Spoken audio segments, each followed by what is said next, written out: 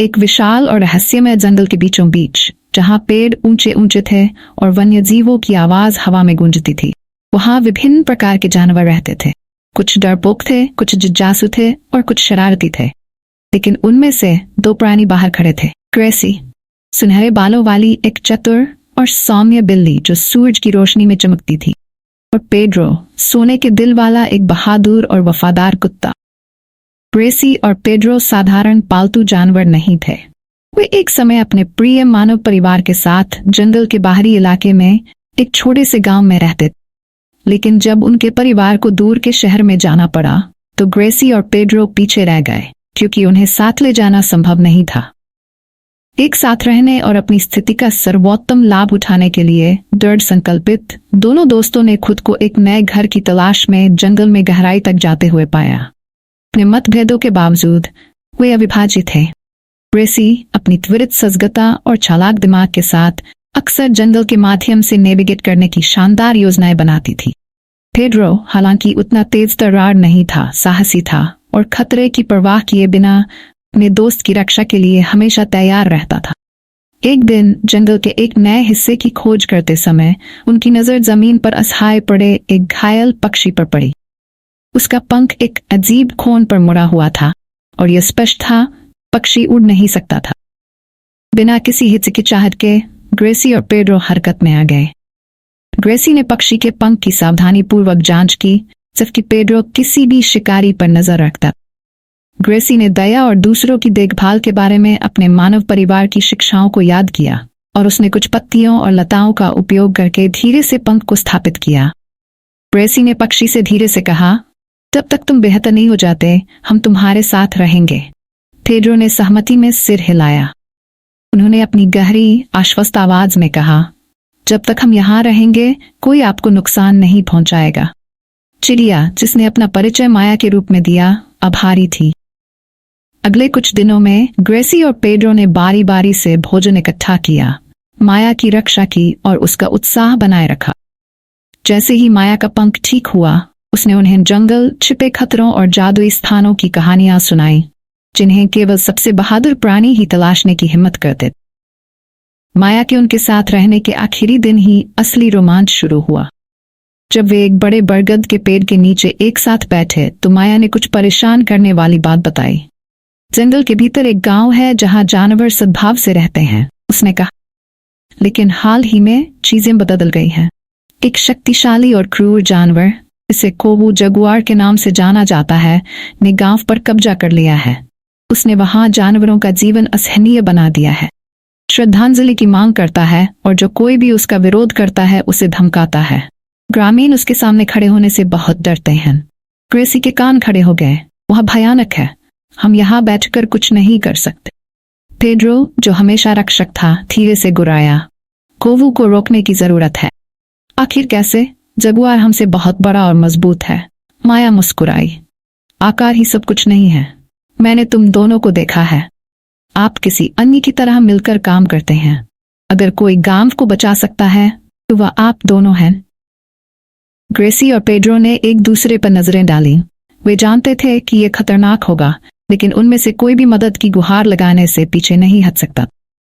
हम ये करेंगे, ग्रेसी ने दृढ़ संकल्प के साथ अपनी आवाज में कहा। हम गांव बचाएंगे। और इसलिए माया के मार्गदर्शन के साथ वे छिपे हुए गांव की ओर चल पड़े। यात्रा जोखिम भरी थी।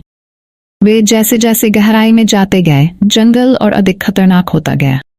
मोटी मोटी लताएं उन्हें फंसा देने की धमकी देती थीं और दूर से जंगली जानवरों की दहाड़ें उन्हें किनारे रखती।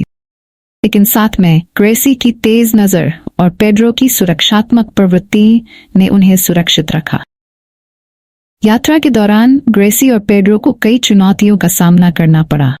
इन्होंने उनकी ताकत, बुद्धि और उनके बंधन का परीक्षण किया। वहां तेज धाराओं वाली नदी थी, जहां पेड्रो को ग्रेसी को अपनी पीठ पर ले जाने के लिए अपनी ताकत का इस्तेमाल करना पड़ा।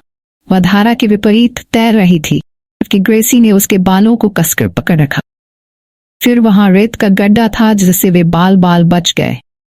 जिसका श्रेय ग्रेसी की तेज आंखों को जाता है, तो जमीन में सूक्ष्म अंतर को पहचान लेते। लेकिन सबसे बड़ी चुनौती तब आई जब वे उत्पाती बंदरों के इलाके में घुस गए। बंदर चालाकी के लिए जाने जाते थे और जंगल के अपने हिस्से से गुजरने वाले किसी भी व्यक्ति के साथ मजाक करना पसंद करते। जैसे ही ग्रेसी और पेड्रो उनके क्षेत्र में दाखिल हुए, बंदरों ने फल फेंकना शुरू कर दिया और एक शाखा से दूसरी शाखा पर झूलने लगे और उन पर हंसी मजाक करने लगे। आप कभी भी गांव नहीं पहुंच पाएंगे, बंदरों में से एक चिल्लाया। तुम्हारे करीब आने से पहले ही कोवू तुम्हें टुकड़े टुकड़े कर देगा। पेड्रो बंदरों पर गुर्राया, लेकिन ग्रेसी, जो हमेशा चतुर थी, के पास एक बेहतर विचार था। वह बंदरों के नेता, विशेष रूप से धूर्त दिखने वाले जुकी नाम के नेता के पास पहुंची।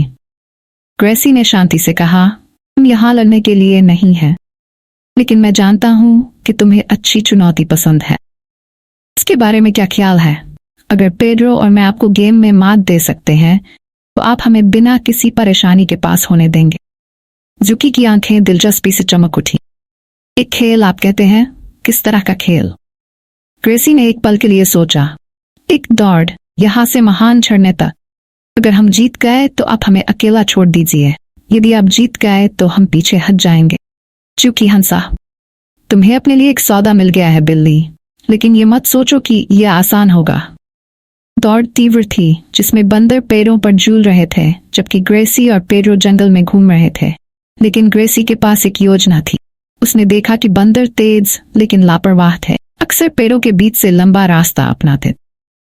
जंगल के बारे में अपने जान और अपनी चपलता का उपयोग करते हुए ग्रेसी पेड्रो को एक शॉर्टकट के माध्यम से ले गई और बंदरों से कुछ ही क्षण पहले झरने पर पहुंच गई।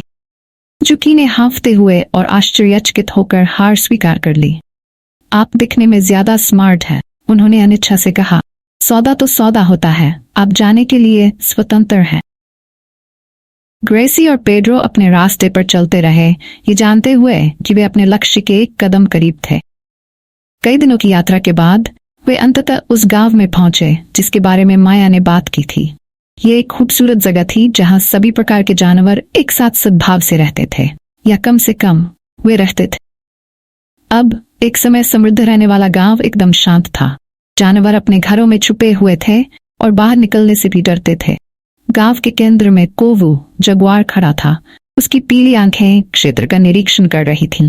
वह विशाल था, उसके चिकने काले फर के नीचे मांसपेशियां लहरा रही थीं। उसके चारों ओर उसके वफादार अनुयायियों का एक समूह था, छोटे लेकिन उतने ही खतरनाक जानवर जो उसके क्रूर शासन को लागू करते। ग्रेसी और पेड्रो गांव के किनारे से पेड़ों की छाया में छुपे हुए देख रहे थे। हमें एक योजना की आवश्यकता है, ग्रेसी फुसफुसाई। पेड्रो ने सिर हिलाया। उसकी आंखें कोवू से कभी नहीं हट रही थीं। हम उसे सीधे तौर पर नहीं ले सकते, और बहुत मजबूत है। ग्रेसी ने एक पल सोचा, फिर मुस्कुराई। हमें उससे लड़ने की जरूरत नहीं है, हमें बस उसे मात देने की जरूरत है। उस रात जब गांव सो रहा था, ग्रेसी और पेड्रो ने अपनी योजना को क्रियान्वित किया। वे चुपचाप गांव में चले गए और जानवरों के बीच ये बात फैला दी कि मदद आ गई।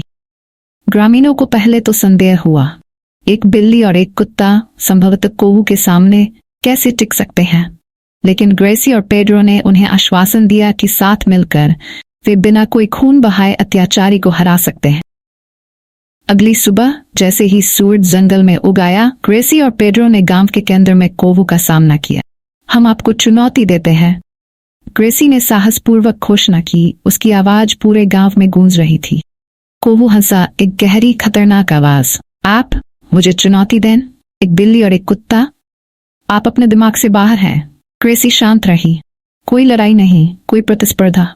यदि हम जीत गए तो तुम गांव छोड़ देना और फिर कभी वापस नहीं आना। यदि आप जीत गए तो हम हमेशा के लिए जंगल छोड़ देंगे। कोवू की आंखें मनोरंजन से चमक उठीं। और यह प्रतियोगिता क्या है, छोटी बिल्ली? बुद्धि की परीक्षा, ग्रेसी ने उत्तर दिया। 3 पहेलियां।